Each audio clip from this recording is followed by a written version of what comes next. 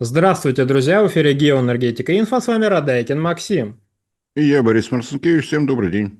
Борис Леонидович, тут пишут, что территория вблизи Запорожской атомной электростанции находится под плотным обстрелом, как городская агломерация, так и прилегающие непосредственно к АЭС. Каковы риски для ядерного объекта? Это стало вдвойне интересно, поскольку тема Запорожской АЭС будет рассмотрена и в Анкориже на переговорах Владимира Путина и Дональда Трампа. Цитирую: «Росатом готов обсуждать с США судьбу американского топлива на ЗАЭС». Борис Леонидович, а что собираются обсуждать? Ну, давайте по порядку. Действительно, обстрелы усилились. Если раньше были риски только от прилетающих БПЛА, то сейчас, по сообщениям Росатома, даже артиллерийские удары наносятся. Это действительно опасно. На самом деле, все-таки максимальная защита сверху, если что-то прилетит, как выдержит бетонное сооружение всевозможное, если удары будут, так скажем, с фронта. Будем надеяться, что выдержат. Будем надеяться, что, может быть, здравый рассудок там возобладает. Хотя, если вспоминать последние дни, то и представители спецслужб России, и сами сотрудники атомной электростанции говорили о том, что ожидают самых разных провокаций со стороны Украины. Особого секрета в том, что киевские власти пытаются сорвать встречу в Анкоридже. Могут быть самые безумные затеи. Мы видим, что в Киеве происходит. Несколько дней назад было возгорание сухой травы. Были панические сообщения в СМИ о том, что пожар на Запорожской атомной электростанции, достаточно быстро успокоили, просто горела трава. Там сейчас жарко, сухой травы много. Ничего хорошего в этом нет, и остается надеяться, что, может быть, господа, которые курируют поведение этого замечательного правительства, как-то воздействуют на своего трудновоспитуемого подростка. Что касается переговоров в Анкоридже, это достаточно старая проблема. Вот она как в 22 году возникла, так пока решения организационного не нашли. В 3 реакторах Запорожской атомной электростанции в бассейне выдержки находится топливо от американской компании «Вестингаус». Изготовлено на заводе в Швеции, поставлено, отработало. Американцы задают вопрос, что с интеллектуальными правами на такое замечательное топливо. Конечно, глава Росатома Алексей Лихачев соблюдает максимальную политкорректность о том, что мы готовы вернуть, если перевести на язык тупичка гнилых объедков, то, что вы, господа Вестингаузе, назвали топливом, для нас это позапрошлый век, у нас намного более эффективное, с более глубоким выгоранием, то есть значительно более полно используется уран-235, делящийся, больше сроки топливной сессии, то есть дольше ядерное топливо находится в активной зоне, и то, что вы предложили, вообще никому не надо. Но Алексей Лихачев этого не говорил, это я просто перевел, так скажем, от себятина, если угодно. Что с ним делать, действительно не очень понятно. Вестингаус не имеет права забрать это к себе в США, да, собственно говоря, ему и забирать некого. С той поры, как правительство США приравняло облученное ядерное топливо к высокоактивным отходам, соответственно, никаких проектных работ, никакого изучения, можно ли его перерабатывать, не ведется. Заводов по переработке облученного ядерного топлива в США просто нет. А если в соответствии с их законодательством облученное ядерное топливо высокоактивные отходы, завозить их на территорию США из-за границы запрещено, как в любой другой стране. То есть, топливо с какими-то там невероятными интеллектуальными правами, непонятно, что с ним делать. Чисто организационно единственная возможность избавиться от него, хоть куда-то его деть, вариантов два. Либо отправить в Чернобыльскую зону отчуждения, где построено центральное хранилище облученного ядерного топлива, но его объемы не рассчитаны на поступление облученного топлива еще из Запорожской атомной электростанции. Когда рассчитывали его объемы, рассчитывали на то, что все остальные атомные электростанции на территории подконтрольной Киеву до конца своего срока эксплуатации будут облученное ядерное топливо после бассейнов выдержки отправлять именно в это центральное хранилище. Запорожская атомная электростанция, напомню, еще в советские времена планировалась с тем, что хранилище облученного ядерного топлива будет построено прямо на ее территории. Соответственно, в планы по Чернобыльскому хранилищу оно не входило, куда его девать тоже непонятно. Ну, если господа начальники кураторам прикажут, они, конечно, примут куда угодно.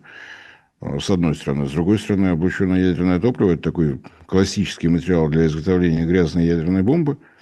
И спички детям не игрушка. Отдавать такой публике не хочется.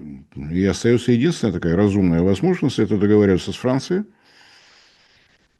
Франция – это вторая, ну или, если угодно, хронологически даже первая страна, которая начала перерабатывать гражданское облученное ядерное топливо. В России завод по переработке в Советском Союзе появился раньше, но был больше рассчитан на переработку облученного ядерного топлива атомных подлодок и других направлений военной программы. Гражданское направление стали осваивать позже французов, чистая правда. Можно ли договориться с французами? Вопрос интересный. 58 реакторов, облученное ядерное топливо, прежде всего, Франция перерабатывает собственное.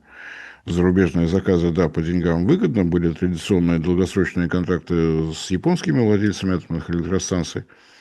За деньги французы совершенно спокойно перерабатывают, но для этого надо иметь свободное время, свободное место для того, чтобы принять такой груз. Но, в принципе, Алексей Лихачев прав, если господа президенты сумеют договориться, через какое-то время это топливо можно будет в соответствующих транспортно-упаковочных комплексах отправить на переработку во Францию и забыть об этой головной боли. Единственное, что, опять же, будет непонятно, что делать с высокоактивными отходами, которые по французским технологиям создаются. Везти обратно на территорию Российской Федерации ввоз радиоактивных отходов запрещен. Так что я думаю, что мы не последний раз слышим об этой проблеме. Надеюсь, что рано или поздно когда-нибудь дорешат.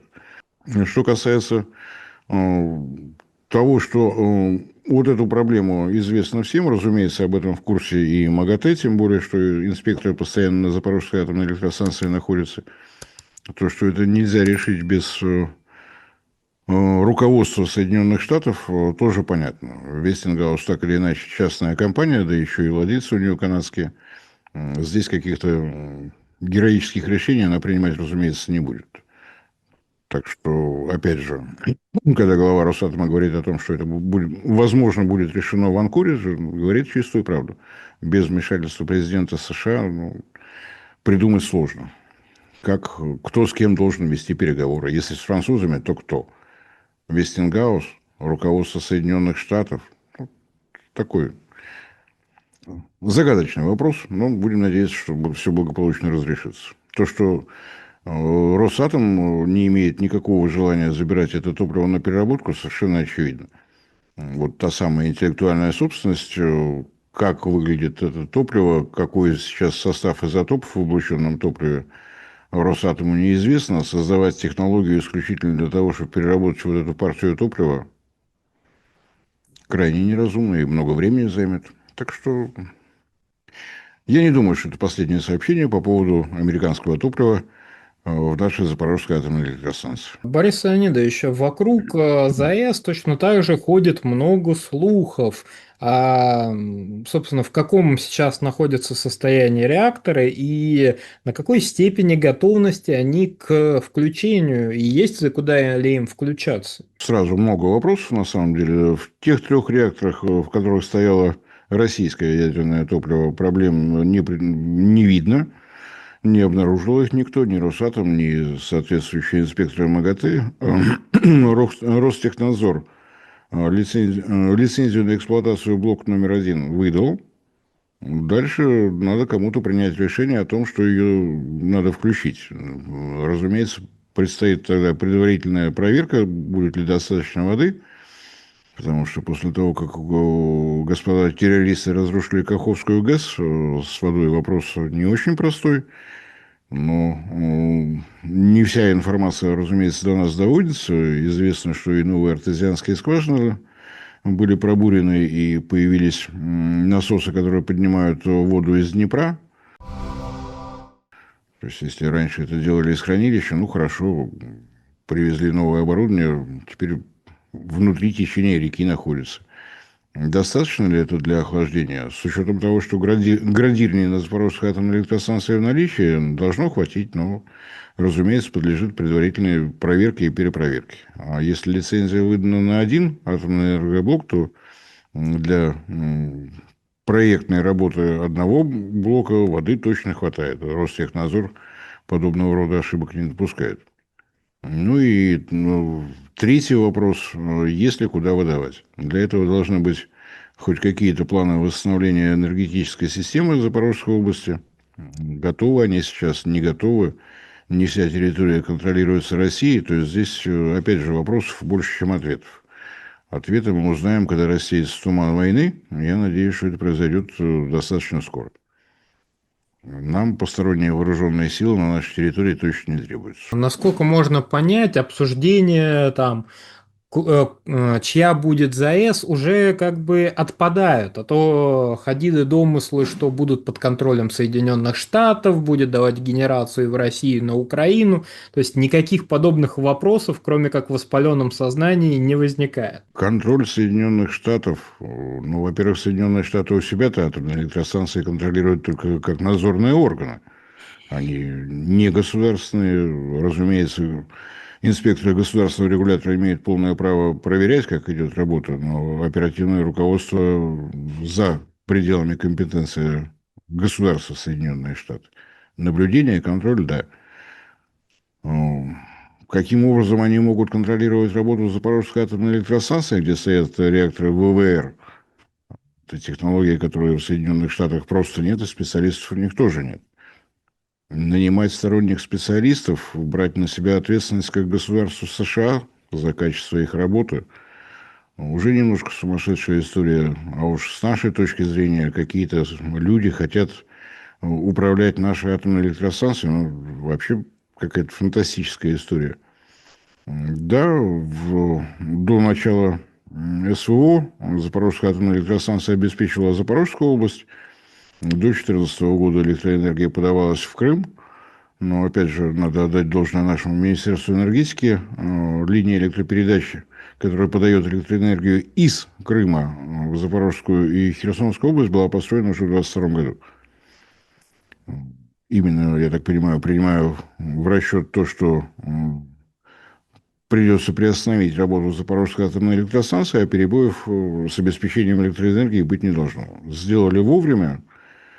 К сожалению, то, что мы увидели, произошедшее с Каховской ГЭС, не повлияло на то, что у потребителей и в Запорожье, и в Херсонской области с электроэнергией все в порядке.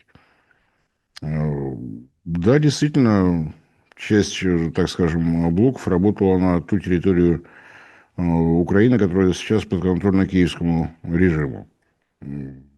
Будут ли какие-то соглашения о том, чтобы электроэнергия подавалась еще и туда? Ну, как частная персона выражу сомнения. Будем все-таки надеяться на то, что восстановление всего, что разрушено в Запорожской области, будет идти достаточно активно. Электроэнергии нужно будет много. Тем более, что и в Луганской Народной Республике, в Донецкой Народной Республике разрушены электростанции. Там, если брать, к примеру, Донецкую область, то на территории, которая вернулась, 6 электростанций, из них рабочих 2. Остальные просто разрушены. Китайские энергетики, украинские энергетики все, что можно было отвинтить, отвинтили. После этого здания станции превратились в прекрасные укрепрайоны. Ну и что с ними после этого произошло, тоже понятно. Так что не исключено, что в новой схеме объединенной энергосистемы наших 4 традиционных областей произойдут существенные изменения. Борис Леонидович, большое спасибо за развернутый комментарий. Друзья, подписывайтесь на Телеграм, канал Геоэнергетика Инфо. Ссылка будет в описании и закрепленном комментарии. Там же будут реквизиты для желающих финансово поддержать наш проект, чтобы мы и дальше также бодро вещали на всех площадках без монетизации. Спасибо, до новых встреч. Не забывайте распространять наши ролики в ваших социальных сетях. Всем спасибо за внимание, всем всего доброго.